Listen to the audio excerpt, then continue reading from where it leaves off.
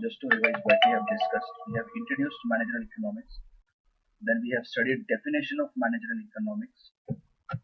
Then we have seen a nature of managerial economics. Some of like what is economics actually? Why we have to study managerial economics? What is different between economics and managerial economics? Okay.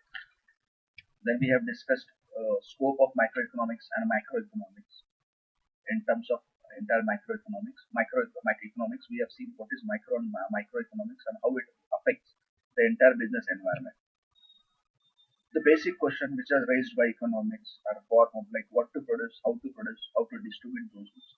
So in Indian economy, we have seen it's completely on a mixed economy where government gives permission to both, like even a private player can manufacture or they have authority to manufacture.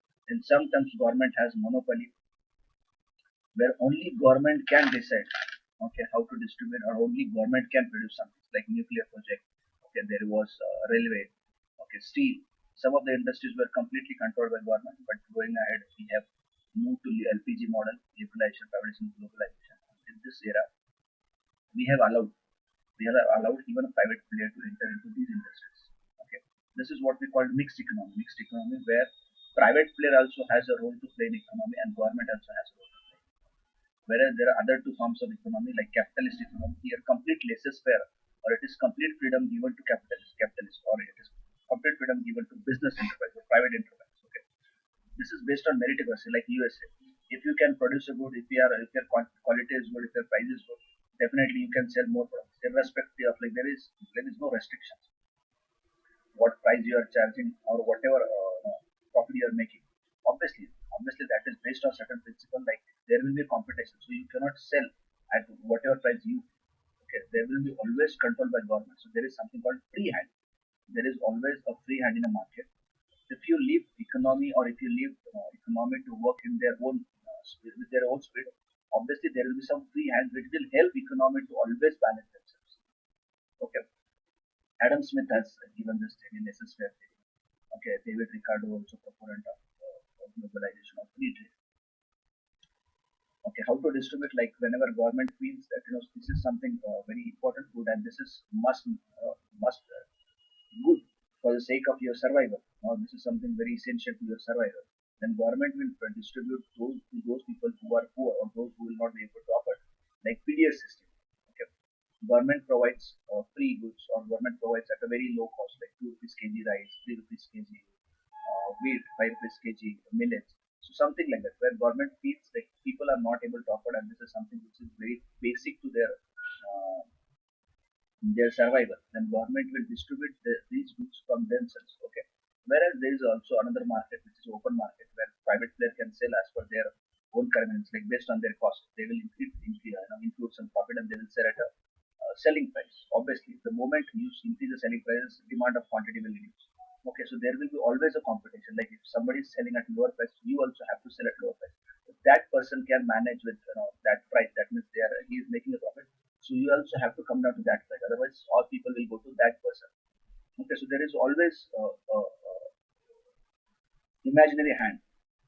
Okay, which always helps market to balance equilibrium. Then we have discussed a market structure. Okay, we have discussed oligopoly, perfect competition, monopolistic, where only one person is there. Okay, many people are there, competition is there. The goods are similar or they are differentiated. Okay, the entry is how is the entry like this? So very obstacles are there to enter into market, or it's a free entry. Okay, some of the examples we have seen about the different kind of market structure. Then we have started the second unit, that is demand and supply. Okay, I know there are many people who are new to economics. Maybe demand and supply it seems a very common or very straightforward term, but those who are not from economics, they will face some difficulty. So don't worry, we will go into the, on a basic level where everybody will understand what is demand and supply. Even those who knows demand and supply, I will assure you, you will get something to know about demand and supply which you are not aware. Okay, we will give into actual application-based case studies of demand and supply. So demand and supply meaning, demand is, first we will start with the demand, then we will move to the supply coming slides. So what is demand? Demand is the willingness and ability of a consumers to purchase a given amount of a good or services at a given price. Demand is the willingness and ability of consumers to purchase a given amount of a good or service at a given price. Suppose tomorrow you launch some new car or whatever product you launch. Okay, you will also interested in knowing what is the demand of the product, because based on demand you have to decide a lot of things. So what are those things? So based on demand, you will decide how much to pay. Okay, can I manipulate, or can I make changes in the prices, or can I make changes in advertisement expenses? Whatever, I can make a changes so that I can decide demand. Like Tata has launched their Nano. Okay, initially they launched at a 1 lakh rupees. Okay, but ultimately they have realized if they are not surviving with 1 lakh, so they have increased prices to 1,60,000. So this is what, if you analyze this case study, it's not that Tata has intentionally increased the price. They have came under circumstances where they have to increase the prices. Why they have to increase the prices? If we understand that this case study, then we don't have to worry about demand and supply. Okay, initially when they launched Cry at 1 lakh rupees, they expected that we will be able to sell, for example, suppose we will be able to sell 100 cars. Okay, and if we sell 100 cars, the first 80 car which we sell, that will recover our expenses, or that will lead to our break-even point. Okay, whatever investment we have invested in this particular business activity, we will recover that amount if we sell 80 cars. So remaining 20 cars, when we sell that remaining 20 cars, that will be our profit. So this was their basic calculation. But the moment they have realized the demand for their car is comparatively lower than what they have expected, they have expected that it is 1 lakh rupees car. So people will obviously, instead of going for a bike, most of the people will shift to car. For everyone who is having a desire of car, they will go for our car. So they have expected a lot of sell from that 1 lakh rupees car, because they have expected. Okay, and that was a right choice to expect that if somebody launch a car at 1 lakh rupees, then people will rush to buy this car. Okay, that was expectation. But again, there are certain circumstances, like people don't want people. They should be counted among the poor people. Nobody wants. Even poor don't want to call them poor. Okay. So obviously, the moment you use a Tata car, that was popularized as so that brand positioning of that car was, it's a poor man's car. So that's why nobody bought that car. Okay, or very few people bought that car. So whatever they have expected, they were not able to achieve that. So what they have done? So they have increased the price of goods, because now sale of goods has decreased from 100 to say 80 cars. So if they sell 80 cars or 70 cars, they will not be able to recover their cost. Forget about a profit. Okay, even though it was Tata's deep project, but if they are not able to recover their cost, then obviously it's a loss. So nobody want to make a loss. So what they have decided? Okay, if I have to generate a revenue of 100 cars, but we have to sell only 70 cars, so what we have to do? Obviously we have to increase the prices, so that suppose by selling 100 car rupees, I was making 100 rupees. But now I want to make 100 rupees, but I am going to sell only 70 cars. So obviously I cannot sell 1 rupees car. So what I have to do? I have to increase my prices, maybe 1 rupees 25 paise, 7 rupees 35 paise. Then only I will able to recover my cost, and I will able to make a profit. So what they have done? They have increased the price. So see, if you have a price of 1 rupees, maybe you can sell 100 cars. But if you are selling at a 1 rupees 30 paise or 1 rupees 40 paise, maybe you will be able to sell only 70 cars. So this is a regression or relationship between demand and supply. Okay, there are some rules, or there are some law of demand and law of supply. Law of demand and supply says, higher the prices, lower will be the demand. Lower the prices, higher will be the demand. It's like, take example of petrol. Okay, tomorrow, like the government is increasing petrol prices by increasing taxes. So now it's 100 rupees, okay, 101 rupees. So the moment petrol prices will increase, people will avoid buying a car or a bike. Okay, if they can manage the public vehicle. Okay, and that is the intention. Like, why government is increasing taxes? Obviously, there is one reason, that is government wants a revenue from petrol. Second reason is it also has a environmental impact. So if tomorrow petrol price will be very cheaper, then what people will do? People will buy car. People will buy second car. People will buy third car. People will buy bike. Will buy those bikes which are not petrol efficient. Okay, maybe their average is 20 25, but they are very sporty look, or some other features are there. But now, And we know petrol is a natural resource and it is a short, and we have to consume it with a responsibility. So in this context, government with a multiple effects decides the price so that they can manipulate the supply and demand. Okay, this is how government decides now which product to put up. Even like when we have offers like 50% off, 40% off. What is this? They are manually manipulating the demand and supply. There is a huge supply or there is a lot of stock which is lying with a distributor or retailer. So what they want to liquidate this stock. So what they decide, okay, even if I make a lesser profit, it's okay, but at least I will be able to liquidate this stock. I will liquidate, or I will, I will get a cash which I can use somewhere else where I can make a profit. So rather than getting stuck into one product, what they do is they liquidate the product. So what they do is they offer some offers. So what is that offer? Those offers are nothing but manipulating the demand. If there are only 10 people who are ready to buy your shoes, now with offer, maybe you will get a more customer which will be ready to buy at that price. So this is a law of demand which says if you lower the prices, there will be higher demand. There is a higher price. Like there are exceptions. I'm not saying they're not exceptions. People are also looking for costly products like Apple phone. If Apple come with a new variant, the prices are very high. Obviously, demand will be very high because there is a status issue. So there are different challenges which you can raise for a block demand. But this is a normal principle which applies to most of the situations. Okay, this is about demand. Okay, there are some of the determinants like price of the product. If higher the price, lower in the demand. Price of related goods. Suppose tomorrow you want to buy a car, but you see like petrol, or you want to buy a bike, but tomorrow you see you are getting a car at the same price, and you are getting same fuel efficiency, or maybe there is a utility is very high. Like here, I can only 2% can ride on a bike, but whereas if I buy a car, four people can ride in a same car. So maybe based on the competitor's price or related goods price, prices of your prices will differ. Okay. Suppose tomorrow tea powder prices increases. What people will do? They will go for a coffee. They can go for a coffee or they can go for a green tea.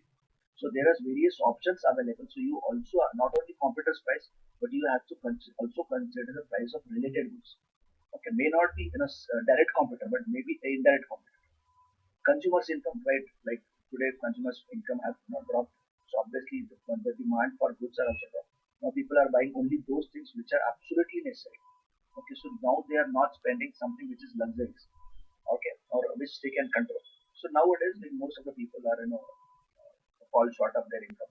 Either they are not getting full salary, they are not getting full allowances, or most of the people are unemployed. Some people are underemployed. So there are various problems which today's market is facing. So obviously, demand for product.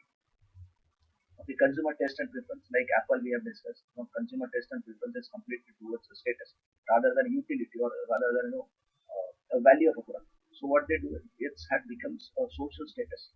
So now, irrespective of whatever price Apple launched their new variant, people are ready to buy because consumer taste and preference has changed. Now they are not looking for economy. Now they are looking for a status. So phone is no more a utility or no more having that function. Like in 3 days, he says 4 lakh की घड़ी है, watch worth 4 lakh. He says my watch is 200 rupees, but shows the same time. Okay. So it is about the utility. So now consumer preferences and their taste have changed. So when you launch a product, nobody wants to buy a product which is considered as a poor man's product. Even poor don't buy those products which is considered as a poor man's product. Like we have seen an example of Tata. Okay. Advertisement expenditure. Obviously, it determines like if you're spending more on advertisement, like you can see the Baidu. Baidu spends around 200 crore into the 2019. They have spent around 2,200 crore on advertisement. So obviously, since they are spending so much on advertisement, they have a Shahrukh Khan. They are spending on the digital marketing, on TV media, and print media. So obviously, they will charge higher because they have to recover even their expenditure which they have incurred on advertisement.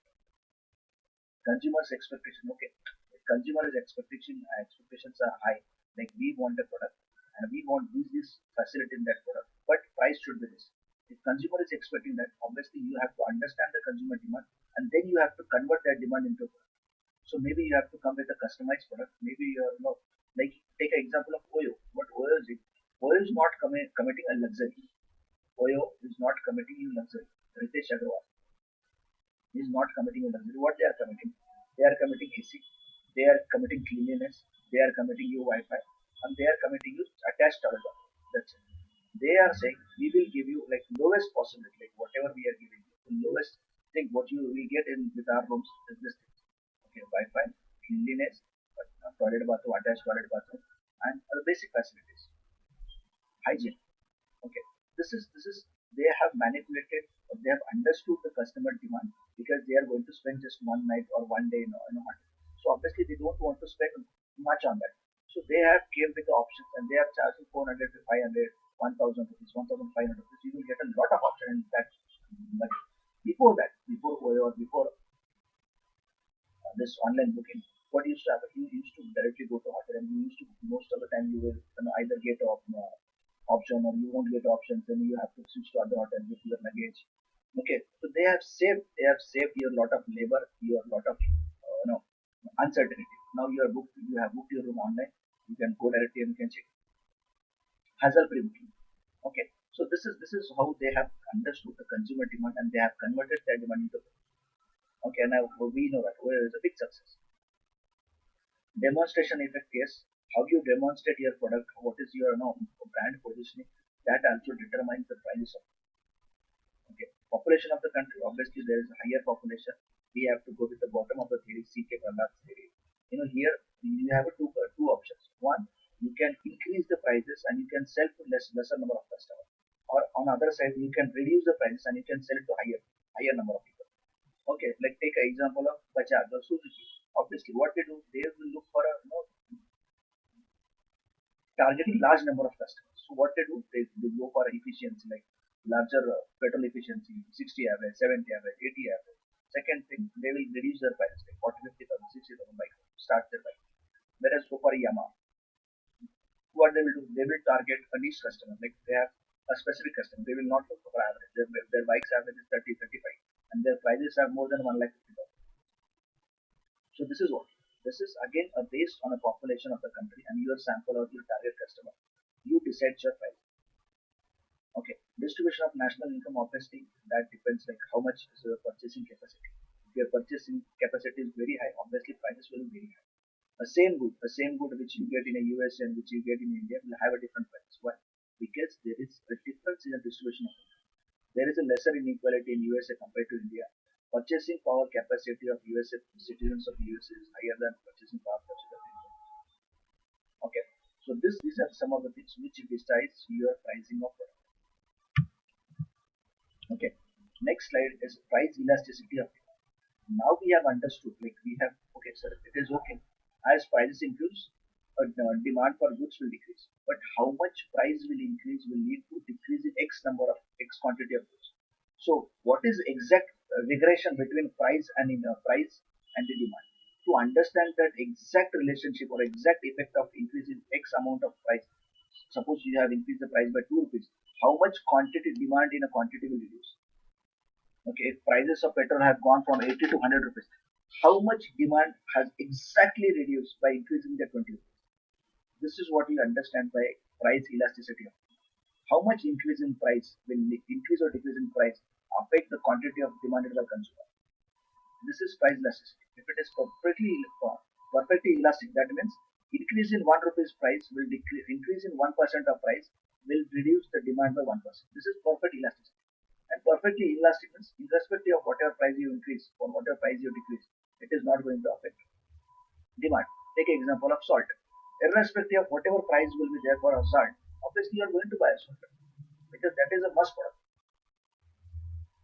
Okay, maybe there are other things like onion price. Okay, onion price. What happens? If there is an increase in prices, maybe you will start consuming a lesser onion, or maybe you will not get onion on your poha. Okay, so there are some way you can reduce your consumption, but what about salt? You cannot reduce your expense on salt. Okay, what about a gas? You can't reduce your expenses on gas.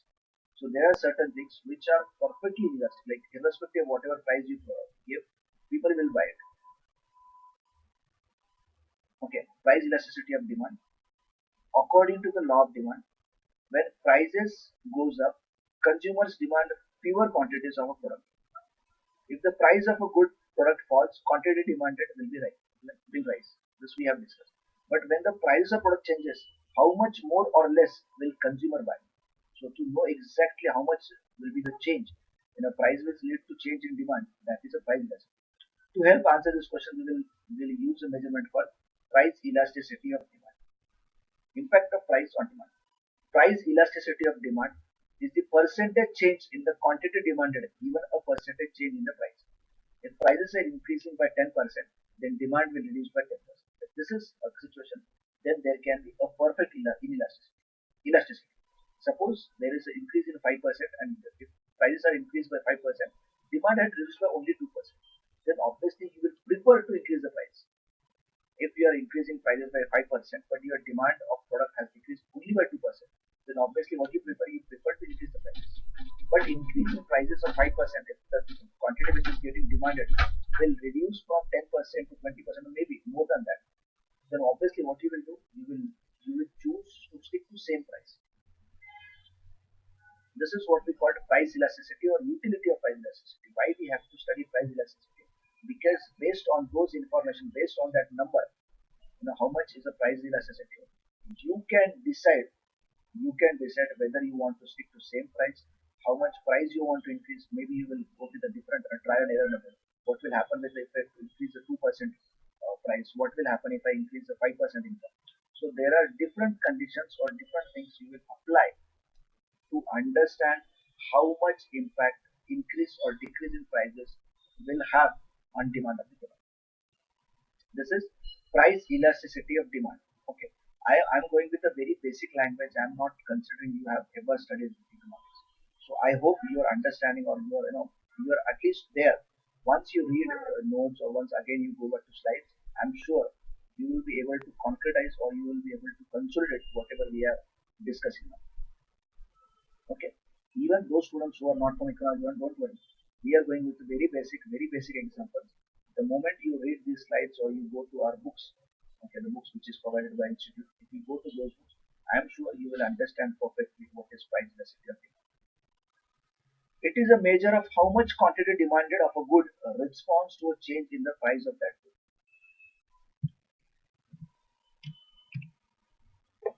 Okay. Now next we have understood what is a demand of what is a law of demand. We have understand the determinants of demand. We have seen the price elasticity of demand. Now we are looking for nature of consumer behavior. There is another heading, that is nature of consumer behavior. See, consumer behavior or consumer choice of buying or decision making will depend on a lot of things. So we are going to see here what are those things. It's not only about the price, but there are various things which affect a consumer's decision to buy or not to buy. Consumer behavior is not static. Obviously, it's not that once you have conducted a research and you understood that this increase in price is not going to affect the demand of product. Like your price is very much in a demand and people want your product at any cost. So maybe initially when you increase the price, it will not affect your market or it will not affect your demand. Maybe there will be entry of a competitor. Maybe people's choice will change, their preference will change. So you have to continuously understand the consumer behavior through market research or through various ways or interacting with your team member, because it is not static, it is continuously changing. Varies from consumer to consumer. Obviously, the choice of consumer from USA will be different from consumer's choice from India. Like if I have to give you example of a case study, when they were launching Sensodyne toothpaste, I hope you saw the ad of Sensodyne toothpaste. जब भी हम कुछ ठंडा या गर्म खाते हैं, दांतों में पेन झंझनाहट होती है. So the doctor will come and he will recommend. I will recommend to those customers Sensodyne toothpaste.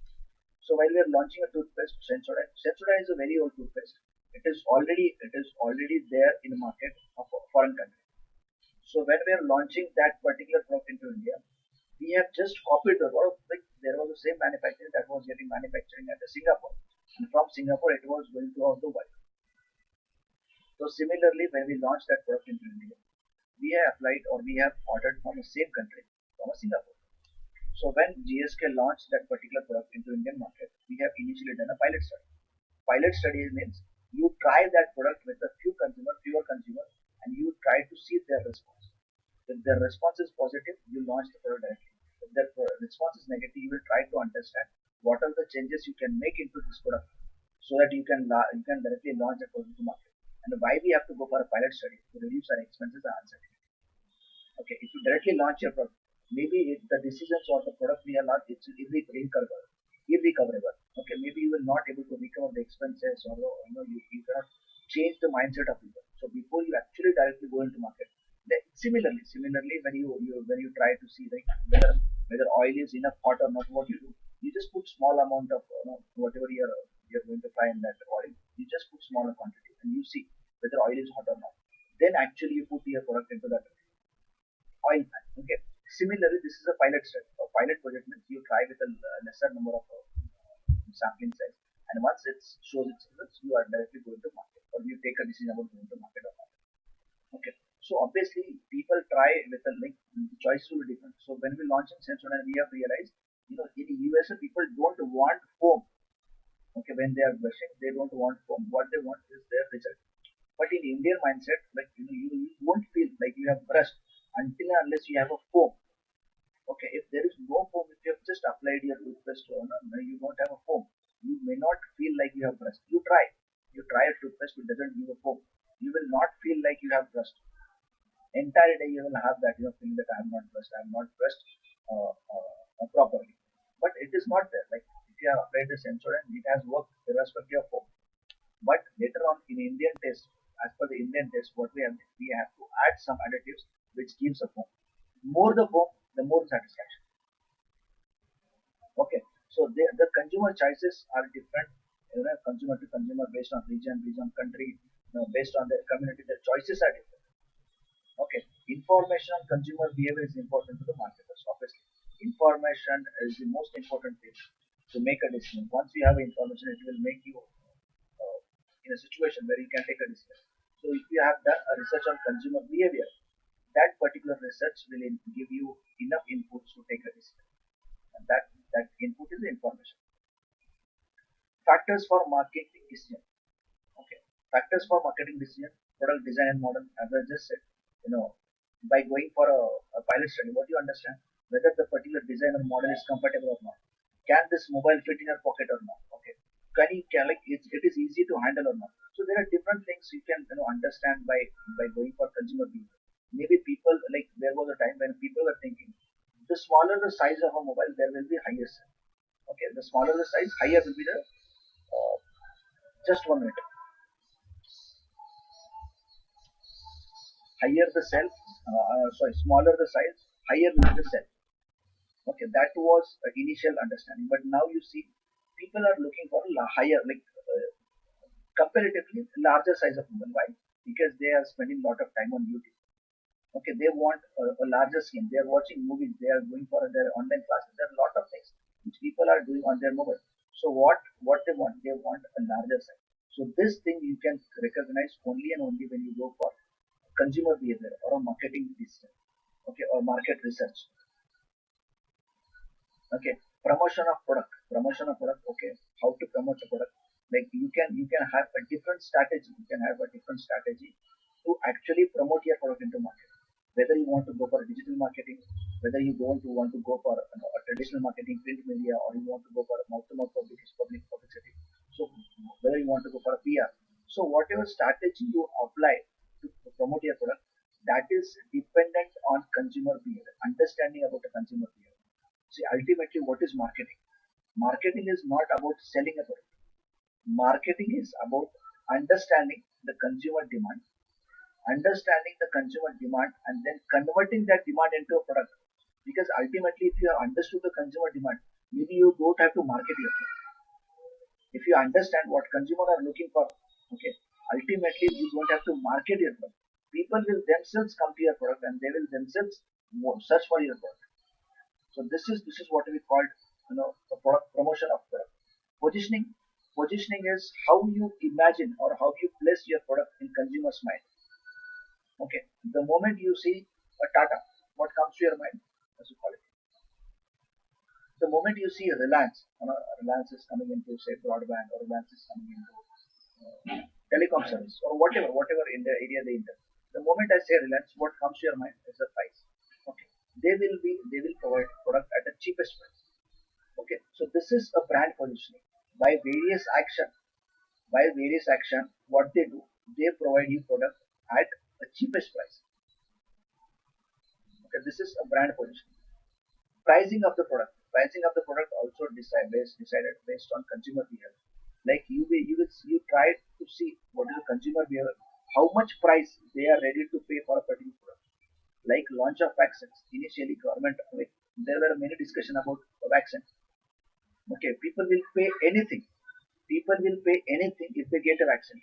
If this would be a case last year, obviously people have made huge money. People would have made huge money, those who are manufacturing vaccine. But after a year, comparatively people are less bothered about corona, or they have realized, even if I don't take a vaccine, I have other ways. I have other ways, or I can use a mask, or I can avoid a contact, and by other ways, I can control my exposure to corona. So comparatively, the prices which government has got, or the offtake which we have planned, is not up to mark. Initially, people were not taking vaccine. Okay, because of second wave. Actually, because of second wave, people have started taking vaccine. Otherwise, there was no customer for vaccines. Okay, I'm sure, like I'm saying, now there is a lot of customer. People are looking for vaccine, but before second wave, people were not looking for vaccine. So at that time, either they were providing at a free of cost, or they were providing at a very low cost. Not only in the market, it is foreign market too. Okay, so you have to recognize, or you have to see a consumer behavior, how much price they are ready to buy a particular product. Packaging, obviously, your packaging will also decide, your offtake. Like when you're going to buy any food article, what you will look for a hygiene, because you are going to consume that. Okay, since you are going to consume that product, you will look for packaging of that particular product. So packaging of that product decides, the consumer behavior, whether they will go for buying it or not. Okay, packaging is very important. Okay, place of distribution. Okay, once you have decided your product, you have understood that this particular area has a demand for my product. Okay, so again through research, market research, or again through marketing research, understanding consumer behavior, you decide whether you want to go for a particular area or not, or whether you want to launch your product in a particular area or not. This is what we call place of distribution. Like maybe you have decided, no, after launching a product, you have decided I will go only to metro cities, because there are there where I have my customers like an academy, or the classes which are launching online classes or online education system. What they are doing, they are going to only metro cities, because there they have internet connection. People are ready to spend money for these activities. They have that purchasing capacity. So based on your product, you decide place of distribution. Like Parley is heavily, like Parley has one of the best distribution among all the FMCG companies. They are available on every dhaba. They are available on smallest to smallest retailers, micro town or micro village. Their place of distribution is very good. But the moment you enter the urban area, maybe there are many outlets who don't give Parley. Maybe I'm not saying like their distribution one of the best distribution, but maybe you will have certain outlets which do not have a Parle-G. But in a micro town, there cannot be outlet without Parle-G. The first, the first product which you recognize or which you plan when you want to start up a retail outlet is a Parle-G product. It has that importance. So you have to decide your distribution, where you want to go. Like if you want to enter into only a cream area, then obviously you have to see, those areas which are contributing heavily to your product, or those areas which are flourishing in terms of economy. You will launch that product in those areas. If you have a low price product, or if you want to reach to a mass, then obviously you will launch in everywhere, wherever you get opportunity. So obviously place of distribution also decides the demand of product. And again, that is based on nature of consumer behavior. First, you have to understand consumer behavior, whether launching in a particular distribution or particular packaging will lead to increase your sale or not.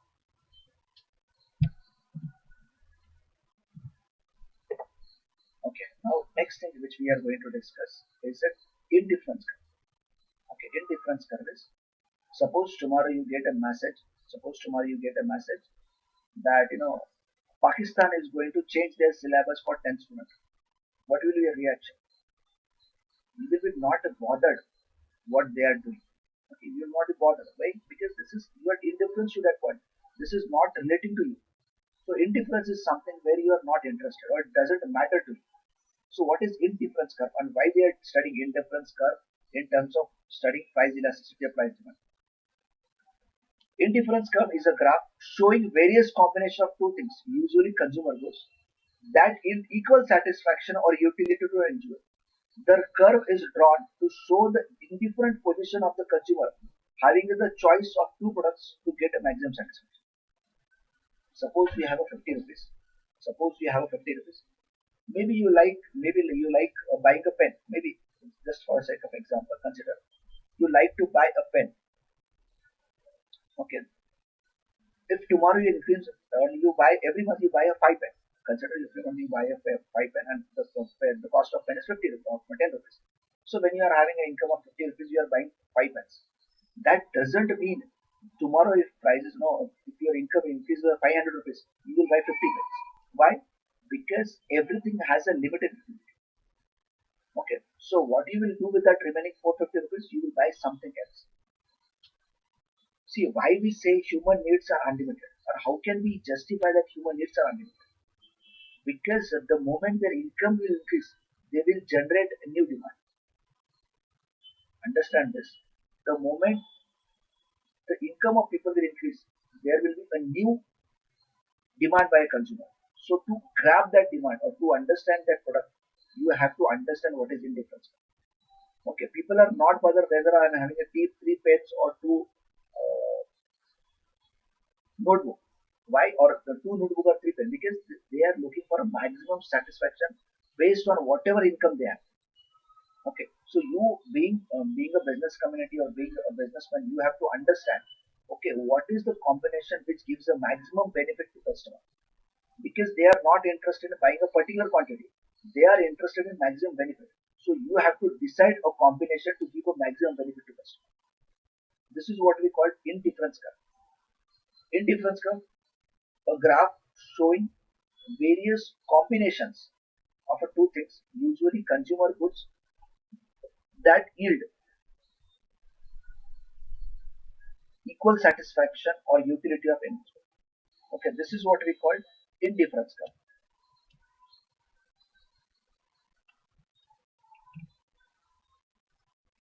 Okay, here is an example like there are four goods A, B, C, D, clothing and food. So, say if your income is increasing, you are not going to go for completely buying only foods, not clothing. Okay, so they are indifferent to each other. Like it doesn't matter if you are A, like you are buying a 12 clothes and only one food. The moment people are more interested in clothing, if they are getting a maximum satisfaction on A point, they will go for A point. Okay, if they are getting a maximum satisfaction on B point, where they are having a six clothes and two food, they will go for that. So people are not going for a particular quantity; they are indifferent.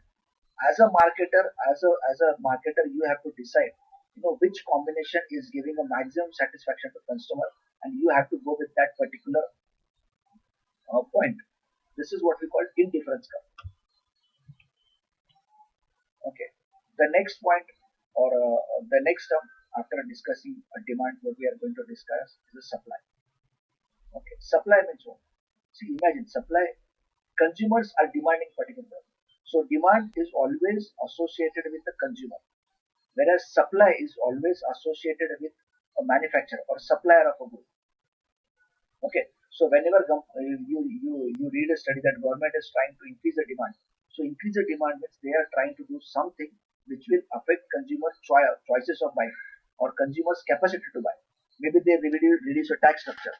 Okay. For a personal tax. Since personal taxes will increase, people will have now more money to spend in the market. Like in an initial condition, they had 100 rupees, they were paying 20 rupees taxes, and 80 rupees was available to spend in a market. But now government has reduced the taxes to 5 rupees. Now they have a 95 rupees to spend for a market. Okay, this is what we call a supply side. Sorry, demand side. So similarly, when we read something about government is launching a program to support a supply side, means what government is trying to give some tax holidays to manufacturers, okay, or they are providing some loan facility or subsidies on loan, okay. So some or other way government will help manufacturer or producers, okay. This is what we called. This is what we called. Just 1 minute.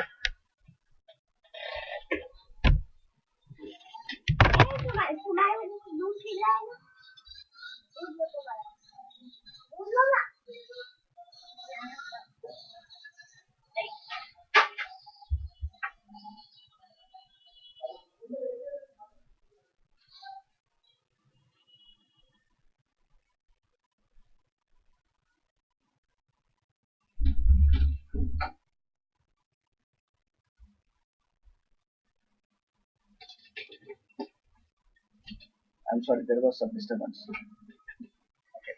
So when we are looking for a supply side, we always talk from a manufacturer's perspective. Okay, this is what we mean by a supply side.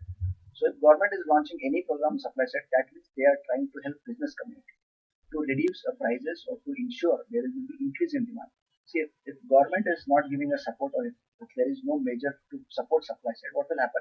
They will not be able to recover their expenses or they will not be able to recover their cost. Since they will not be able to recover their cost, what will happen? They will they will spend more on their costing part and they will not be able to recover their money. If they will not be able to recover their money, they will not be able to expand or increase their turnover. Obviously that will lead to affect employment and that will ultimately affect the income of people and that will again affect the demand of people. So government will intervene whenever it is possible to support supply side to ensure that people will have a higher or a better supply from a government side. Okay, this is what we mean. I hope you will be able to imagine what is supply side measures or what is supply side reasons of increase or decrease in demand and what is a demand from a consumer side, how consumer decides or demand for a particular product. Okay, there are two different ways to understand the market from supply side and from the demand side. Okay, like here we can see example of a P1, that is a price. Okay, if price is P, then quantity demanded will be Q. But if they increase the prices, that P1, but still they are getting a quantity of Q1, so obviously this will be a supply. Supply in the sense, at what cost, at what price, supplier is ready to supply X quantity. The moment you increase the prices, supplier will be more interested in selling a large number of, a large quantity of product. Okay. Whereas in demand we have seen if there is a decrease in prices, if there is a decrease in prices, there will be increase in demand. But here, if there is a increase in prices, there will be increase in supply. Look at from a both perspective. Okay, what consumer want? Consumer want product at a low cost. Okay, if there is a product which is available at low cost, obviously they will demand more. They will repeatedly buy, or they will buy in a higher quantity. But in a supply side, manufacturer, supplier, or producer, what they will look for, asking for, they will look to ask more quantity, or they will be interested in selling more quantity if they are getting more profit. And when they will get a more profit, when there is increase in prices. Okay, so how can we achieve that equilibrium where prices will be decided, which will satisfy both supplier and that will satisfy consumer? This is a point where actually sell happens.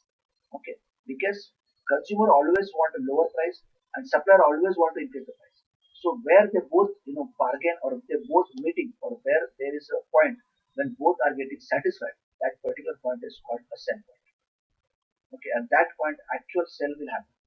Okay, you can understand about the negotiation, anything like you are going to buy a vegetable and a supplier or the seller will say 10 rupees and you will ask for 5 rupees. So maybe like you both, he want to sell, you want to buy. It's not that the moment he will say 10 rupees you will start eating that day, vegetable that from that day. It's not that you are going to buy that product. Only thing is you bargain. You will say 8 rupees, he will say 7 rupees, maybe itna. So finally maybe you will end up at a particular price, maybe 7 rupees or 8 rupees. At that particular point sell will happen. So this is how we achieve continuous equilibrium. See, this negotiation is a continuous activity. It is not only with the vegetable market. It is continuous in negotiation. Supplier always want to increase the price. By some or other way they calculate, if I increase the price, whether I will be able to make a profit or not. If I increase the price, maybe my sale will drop. So they will not increase the price. But if even after increase the price, if I'm getting a same sales or same demand, they will increase the price. So this is a continuous demand or continuous process where we continuously try to match or to achieve that equilibrium where sale will happen. Okay, like we have seen determinants of demand, now we see determinants of supply. So again, imagine, while we are looking at a demand, you have imagined one consumer. Now here, imagine one manufacturer, okay, who is looking for different determinants when he is going to increase or decrease the price.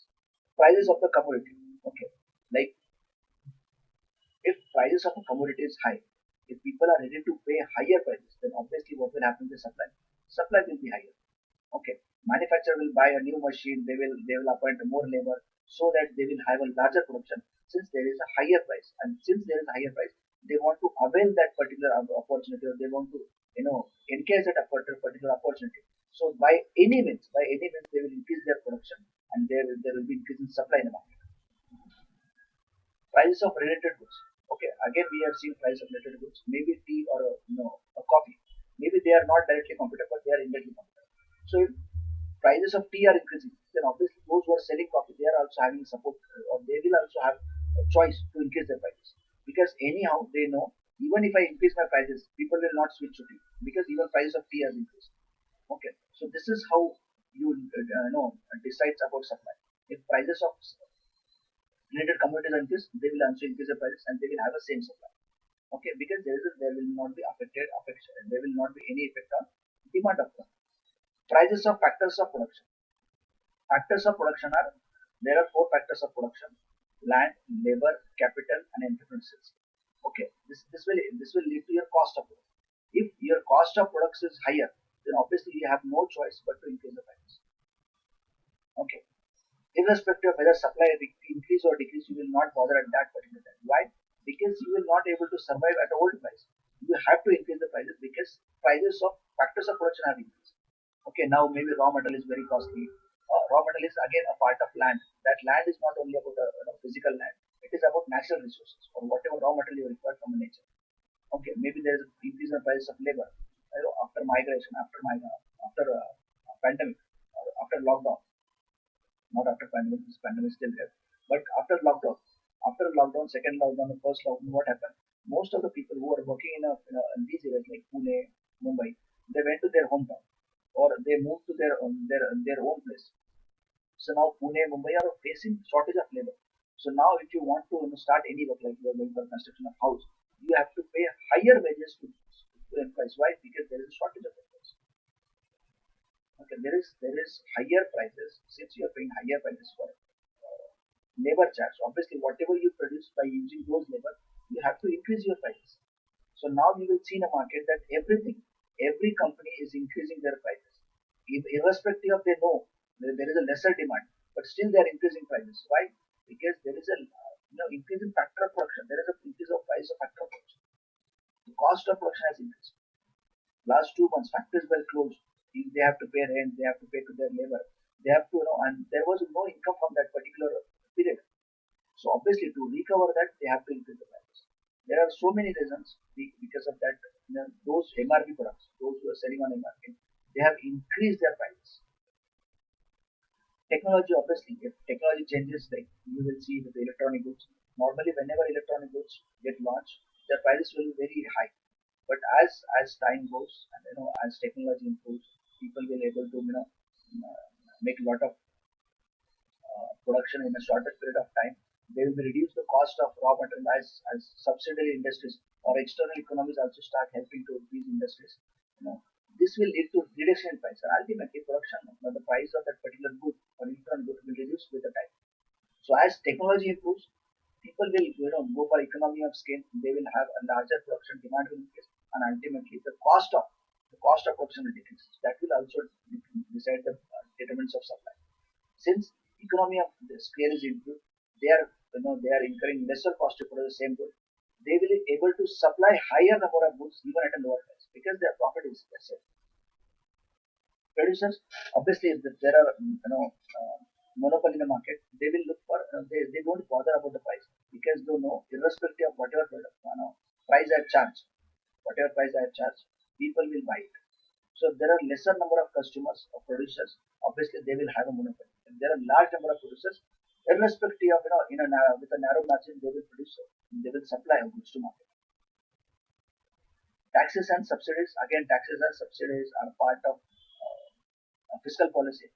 If government decides that the market is facing a lot of issues, maybe because of other economic development issues, in that particular scenario, what government will do? Government will reduce their taxes and subsidies. Like recently, government has reduced corporate taxes. Initially, it was more than 25 to 35%, but now it is between 70 to 22%. Why government has reduced taxes in this particular period? Because to increase the supply. Since there are lower margins, there is a lesser demand. Suppliers or producers are not interested in going for any new activity. If people will not go for any new activity or they will not go for manufacturing, then obviously they will require a lesser labor. If they require a lesser labor, there will be lesser number of people who will get their salary. If lesser people will get their salary, there will be less number of people who go to market and they will spend money. If they will not spend the money, there will not be demand in the market. If there will not be demand in the market, obviously manufacturer producer will close their businesses. They will not be interested in expanding their business. So we will get into a vicious cycle of low economic growth. So what government is trying to like ensure that this cycle will continue. Okay, a cycle will continue. This cycle where you are having a higher production, higher employment, higher purchasing, higher demand, higher profit, and higher investment. So how government can ensure that? By ensuring fiscal policy, that is reducing the taxes, increasing the subsidies. Okay, these are the some of the determinants of supply, which leads to actual supply in a market. Okay, then what we have is elasticity of supply. Elasticity of supply means what? Again, we have seen elasticity of demand, a similarly elasticity of supply. Okay, by increasing or decreasing how much supply or how much supply is changing, that decides the elasticity of supply. Like increase in 10% of price. If supply is increasing by 20%, then obviously it is a win-win situation. It is a win-win situation. Like producer is saying, you just increase prices by 10% and I will ensure that everyone will get the product. Okay, just by increasing 10% of prices, I will ensure that everyone will get a product. Okay, this is what supply elasticity. By decreasing a 10% of, if there is a decrease in 10% of prices and people are not interested in producing that product because that 10% was actually giving them a profit, otherwise it is a loss, then obviously there will be reduction in the quantity which will be supplied. Elasticity of supply measures the degree of responsiveness of quantities supplied to change in own price. Elasticity of supply measures the degree of responsiveness of quantities supplied to change in own price of the commodity. Like we have discussed, there is a formula to it, but we are not going into economic quantity and what is the ideal quantity that producer will produce at this price, because this is something mathematical and that requires a lot of time. But just understand the concept. Okay, if you are able to understand and if you are able to apply in your day-to-day life, what is elasticity of demand, what is elasticity of supply, what is price elasticity, what is demand supply, how it is affecting the market, what is subsidies, taxes, what is fiscal policy, what government is doing to help business community or to help business community to increase their supply, or how government is supporting to consumers to increase the demand. That will serve the purpose of this particular subject. Okay, we don't have to go into a mathematical economics because that is there for those who are interested into MSc, MA in economics, or they want to go something specialized with economics. For a management student, we don't have that option of going into specialized with economics, but we have to understand the principle of economics in day-to-day life or in our businesses. Okay, this is a purpose behind this subject. So elasticity of supply is what? How much change in the prices affects the quantity is supplied. Okay, tomorrow if government decides, the MSP, minimum support price for a wheat, minimum support price of a wheat will be reduced. Okay, maybe government is giving say 30 rupees for a wheat. Imagine hypothetically giving 30 rupees for a wheat. Obviously, it's very good price. Okay, very good price. So what will happen? There will be more farmers. Who will go for a wheat. There will be more farmers who will go for a wheat as a crop. So they will go for a wheat as a crop. They will produce wheat, and obviously they will sell it at retailers. So this is increase in prices comparatively what prices we have for a wheat is 10 rupees, 15 rupees as a MSP. But the moment government increase the prices, people will increase their manufacturing of wheat. So like if the government is increasing by 50%, like going from 50 to 30%, going from 15 to 30%, that is 50% increase in prices, 100% increase in the prices of MSP may lead to increase in 200% of production. Why? Because most of the people will go for wheat. Maybe increase in 10% 10% will not affect them. Maybe 20% of increase in prices will not affect their choice of production. But the moment gives the higher change in prices, maybe that will lead to double higher changes in the supply of goods. So this is elasticity of demand. Why we say MSP is an important tool to decide how much quantity of production government wants. Government has complete control on agriculture. Problem is government has MSP on only the 12 to 13 products. That's why most of the farmers go for those products, and that led to monoculture, like same crop from every side. Since people are getting same crop every time from that same land is losing its nutritional capacity. There is a land degradation. But the moment government decides we want a diversity in the cropping pattern, maybe tomorrow government can give MSP on soya bean, or maybe government can give on different millets, okay, or whatever government wants, or government can decide their production. Like we want this much of millet, we want this much of tomato, we want this much of onion. So whatever government wants, if they make a list of those products, how much production they want from each crop, based on that, government can decide MSP. If you are giving higher MSP on particular product, then obviously everybody will go for that particular product. There is a elasticity of demand. Higher the prices, higher will the production. Okay, because everybody want to avail the benefit of that increased price. Okay, if you provide a lesser subsidy on particular product or lesser MSP on particular MSP is minimum support price. I am sorry, I just consider that everybody knows MSP. Maybe there are people who are not aware of MSP. MSP is minimum support price on which government will buy your product. Okay, every year government buys on MSP some of the commodities from agriculture, wheat, rice, bajra, whatever government announce, government will buy at least at that price a product from market. Okay, so that gives a security that irrespective of whatever will be the production level, whatever will be I have spent, I will get at least this much money from the government. So people will go for those crops only. And open market, in open market prices will be more than MSP. This is a minimum support price. Maybe in a market, like if market have to buy a product, same product, obviously they have to increase the prices. Then and then only people will sell it to open market. Otherwise, they will sell it to government. Okay, so this will ensure there will be a better return for a farmers. So obviously they will go for these products. So elasticity of demand, again with this MSP example we have understood. Government can use this elasticity of demand, like increase in the prices of tomato or increase in the prices of onion, how much quantity of supply is increased.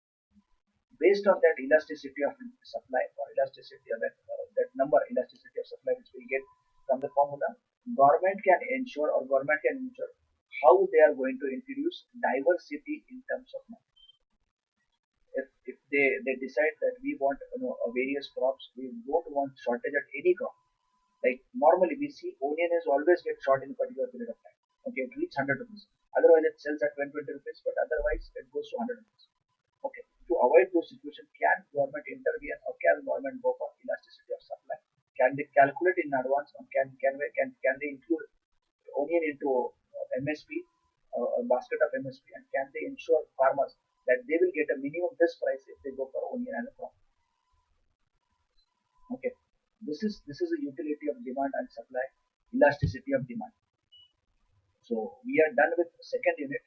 We will not be able to start third unit today, but in next lecture we'll start third unit. Instead of going very fast, what we are trying is we are going for at least ensuring whatever time we are ensuring that you get some understanding or some comfort with subject called economics. Even those students who are